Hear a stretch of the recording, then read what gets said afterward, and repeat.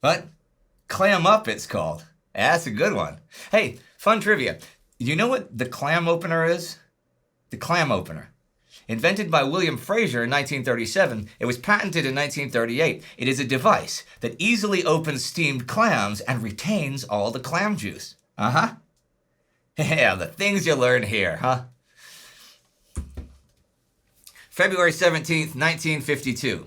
The armistice talks have gone on since last July, and only a second of the 5 points of the agenda was sorted out in November and December. But this week they agree on a third one.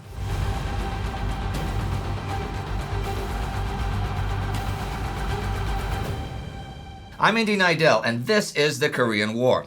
Last week, the Soviets leveled charges that the UN, or the US, was using poison gas in Korea, but that is not the case in reality. Prisoner screenings at Koje-do POW camp have inflamed tensions there. The discussion at the peace talks has turned to the recommendations for how to bring about a peace treaty after an armistice, and in the field, Operation Clam Up began. Operation Clam Up continues this week after beginning as last week ended on the 10th. The operation is designed to convince the enemy that US 8th Army, or parts of it, are withdrawing, so they'll send out patrols to investigate the large-scale withdrawal, and these can be destroyed or captured. On the 15th, Clam Up is ended. The North Koreans have been lured out of their defenses, but not in the numbers expected. In fact, 8th Army takes fewer prisoners during the operation than during the 5 days preceding the operation. There's a lot going on concerning the prisoners that are already held this week, actually. In the matter of the prisoners, there were two vital objectives for the UN command. First, to gain the return to freedom of every man of their own held by the communists, and second, among Chinese and Korean prisoners held in the South, to ensure that only willing prisoners were returned to communist hands. The memory of Yalta, of hundreds of thousands of doomed, desperate Russians being herded by the Western Allies back into the bloody maw of Stalin in 1945, hung heavy over the governments of the West. There's another approach that's been suggested to resolving the voluntary or involuntary repatriation of prisoners issue, one that would avoid the term entirely. See, the UN could agree for an all-for-all POW exchange, but there are prisoners who claim they were impressed into service, those who live in places not controlled by the communists, and those who want political asylum. All these guys would still be held, but their future would be referred to whichever governments are concerned under Item 5 of the Peace Talks agenda as political issues, not military. This would allow the communists to totally save face and not seem to be caving or anything, and might work for everyone. There is an even more radical solution to the issue making the rounds, though. Earl Johnson, American Assistant Secretary of the Army, and John Hull, Vice Chief of Staff, are in Tokyo just now. They talked to UN Commander Matt Ridgway and run something by him. How about just suddenly release all of the non-repatriates? Just let them go. Once the prisoners were freed, the UN command could present the communists with a fait accompli, and then attempt to ride out the storms of protest that would follow. This plan also had the advantage of allowing the enemy to save face. Ridgway, though, doesn't really want to abandon the old approach to this. He doesn't like plans to reclassify people and then suddenly release certain classes of them. He's not even that keen on screening the POWs, and prefers, if he gets his say, that if that absolutely has to be done, it should be done openly and quickly, like in a single day. And the prisoner needs to be told that his choice is final and he gets segregated as soon as he makes it. Ridgway still feels that before screening POWs, they try to make the trade-off of airfield rehabilitation for voluntary repatriation. If that doesn't work, then okay, screen the POWs and then say we can do all for all with the ones that are left. In the worst case, they could give airfield rehabilitation as a final concession.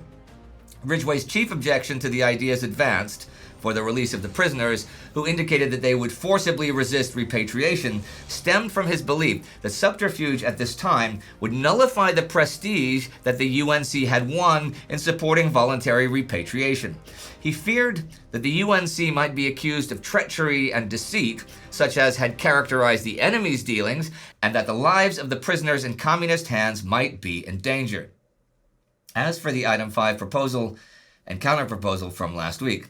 Most of this week they are debated back and forth, with sticking points being that the UN says they will not recommend that the political authorities chosen after armistice talk about anything other than Korea, since that's outside the UN command scope.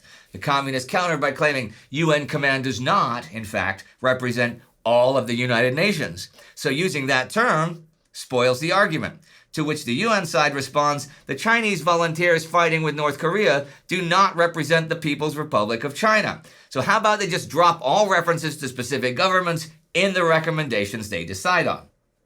Well, keeping all of this rather confusing stuff in mind, on the 16th comes a revised communist proposal. This is it. In order to ensure the peaceful settlement of the Korean question, the military commanders of both sides hereby recommend to the governments of the countries concerned on both sides that, within 3 months after the armistice agreement is signed and becomes effective, a political conference of a higher level of both sides be held by representatives appointed respectively to settle through negotiation the questions of the withdrawal of all foreign forces from Korea, the peaceful settlement of the Korean question, etc. Today, the 17th, with the understanding that foreign means non-Korean, and etc. does not refer to anything outside of Korea, UN command accepts this. As it is. Say what? Yep, it has taken 11 days to reach agreement on item 5 of the agenda, which is less time than it took to even make the agenda in the first place. 10 points to everyone. UN Chief Delegate Turner Joy tells Ridgway it has a pretty wide latitude, and since it's really just a recommendation, it's open to a fair amount of interpretation. This is true. It's pretty vague and doesn't really settle anything, but still, that's 3 out of 5 items on the agenda settled. There are only items 3 and 4 left: concrete arrangements for the realization of ceasefire and armistice in Korea, including the composition, authority, and functions of a supervising organization for carrying out the terms of a ceasefire and armistice, that's a mouthful, and arrangements relating to prisoners of war, which is not. Now, if you'll remember, the issue of whether or not airfields could be built or rebuilt after an armistice was shelved temporarily a few weeks ago, and staff officers have been trying to sort out the item 3 stuff that is perhaps less troublesome.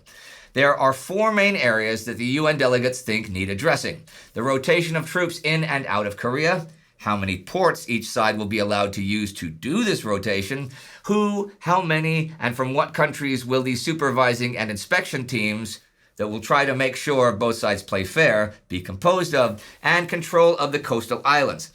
They actually submitted a draft armistice covering these issues, intended as a point of departure at the staff conferences. Hey, you know how the atmosphere at the plenary conferences can get pretty heated at times? Well, the staff officer conferences have been a bit different. There was a refreshing atmosphere in the truce tent during the first meetings that followed. On the communist side, there was less haranguing and speech-making. Their staff officers had an air of serious intent to make progress. They were inclined to accept as much of the UNC wording as possible, and their suggested changes were frequently regarded as improvements by the UN command. Of course, this does not mean they have any intention of giving in. The UN draft armistice proposes a rotation figure of 75,000 personnel a month, which is seemingly astonishing to the communists. You may remember a while back, they proposed 5,000 per month, which the UN said was totally insufficient. The UN also proposes that 12 ports be used in North Korea and 10 in South Korea, and the communist reaction to that is about the same as to the 75,000 personnel. But they have been talking back and forth, shrinking the difference between the two sides. The communists offered 25,000 personnel. The UN countered with 40,000, provided each side is allowed 8 ports of entry. The communists counter with still 25,000, but that number does not include people going on or coming back from R&R leaves, or anyone on temporary duty. But they still want just 3 ports for each side. By now, they've both compromised further, with the UN requirements now at 40,000 men and 7 ports, and the communists proposing 30,000 men and 4 ports. What about the coastal islands and waters and all that? Well, back on the 3rd, the communists agreed to let the UN keep control of the island groups, 5 of them, off the west coast of Korea after armistice. The UN expected a fight over this, but surprisingly did not get it. There has been some discussion over coastal waters, though. See, the UN defines them as being 3 miles, about 5 kilometers, from shore at mean low tide. The communists are a bit more hesitant to go into definitions here, because the important thing to them is not so much the distance, whatever it may be, but that the other side stop patrolling and blockading their waters. When the UN does actually press for the 3-mile limit, they counter with 12 miles, 19 kilometers and change, which puts a damper on UN eagerness to actually write a number into the armistice, because accepting a 12-mile limit would really set a general global precedent, and they don't want to do that. There has actually been some coastal action lately. Last week, the communists abandoned 7 islands off the West Korean coast because of the pressure from rocket bombardment and the 1st South Korean Marines. There is also still a situation on an island off the south coast of Korea, Koje-do. The standoff at Compound 62 of the POW camp at Koje-do continues all week long. The South Korean screening teams wishing to enter to ask all 5,600 civilian internees if they wish to stay in South Korea or be sent north, and the communists who control the compound maintaining there's no point asking anyone since everyone there very much wishes to go to North Korea. Tempers are flaring and the heat is rising. I talked a bit about the camp itself last week, but you may wonder how there is a compound under communist control at a UN POW camp. To the Chinese and North Korean leaderships, the POW compounds were an extension of the battlefield. As military intelligence discovered via interrogation of prisoners and captured documents, the communists organized a special unit to take the lead in making POWs continued combatants. The unit, attached to headquarters of the North Korean People's Army, had 2 missions: to train agents who would permit themselves to be captured so they could take on specific leadership missions in the camps, and to furnish intelligence to the communist negotiators at Panmunjom. These guys have been specifically instructed to spread propaganda in the compounds that UN withdrawal is imminent, and the war will end with Korea united under communist rule, and the prisoners will be treated with great respect when they return home, which is supposed to be an incentive for voluntary repatriation. But beyond that, there are other incentives in the forms of beatings, threats, and even executions. So they've consolidated some power, and by now Koje-do has a sort of shadow government. Here's a good, though long quote from Max Hastings that sums the situation up fairly well. The root of the huge difficulties that burst upon the UN prison camps in 1952 was that once the prisoners had been sent to the rear areas and interrogated, their custody and welfare became very low priorities for the UN command. The officers and men who were entrusted with running the camps were, for the most part, among the least impressive manpower in the US and Korean armies. Many of the guards treated the prisoners as animals. The chief objective of their officers was distance themselves as far as possible from the prisoners and leave them in their compounds to administer their own affairs. Thus it was that when the communists began infiltrating men who deliberately allowed themselves to be taken prisoner, with orders to seize internal control of the POW compounds, they were able to do so without the slightest difficulty. And here are a few notes to end the week. On the 16th in Wonsan, it has been exactly a year since the blockade of the port began. 3 U.S. destroyers pound enemy positions this day. There are no signs that suggest the blockade will not continue as it has the past year. Something else happens the 16th. The U.S. Army introduces the L-19 Bird Dog airplane for forward observers. This is to handle forward air control and spot things like enemy artillery, something the 5th Air Force has been doing but now no longer has to provide planes for. Today, the 17th, 5th Air Force uses loads of its planes to make 695 sorties that hit enemy rails, hit a convoy near Sinanju, and a bunch of supply depots. Railways are cut in more than 50 locations. And the week comes to an end, with an item on the agenda actually being agreed upon.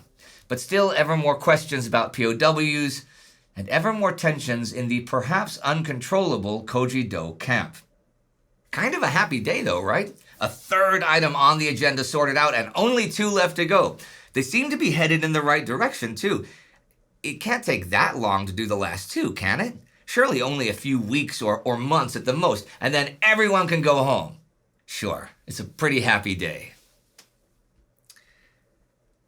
I'll be here to cover it all week by week, of course, for that is what I do, what we do.